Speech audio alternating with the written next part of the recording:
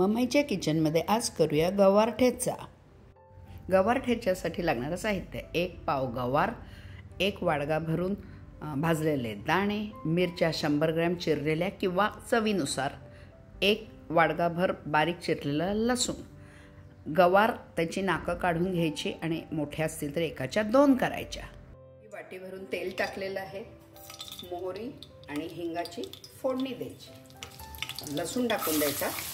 तो थोडासा तांबूस झाला त्याच्यात ह्या मिरच्या टाकायच्या, हे दोन्ही जरा चांगलं परतून घ्यायचं। मिरची आणि गवार तांबूस झाले, आता ती गवार त्यात टाकून द्यायची, हे दाणे पण त्याच्यात टाकून द्यायचे आणि थोडं वाफ येण्याकरता त्याच्यावर 5 मिनिटं झाकण ठेवायचं। सगळं हलवून घ्यायचं, ते दाणे पण छान परतले जातात। 5 मिनिटं परत झाकण ठेवायचं, झाकण काढून परत 5 मिनिटं परतायचं। चवीनुसार मीठ टाकूया आणि हे ठेचणीने हे असं, किंवा तुमच्याकडे जर का दगडी ठेचणी असेल तर त्याच्याने सुद्धा तुम्ही करू शकता। असा छान ठेचला गेला पाहिजे।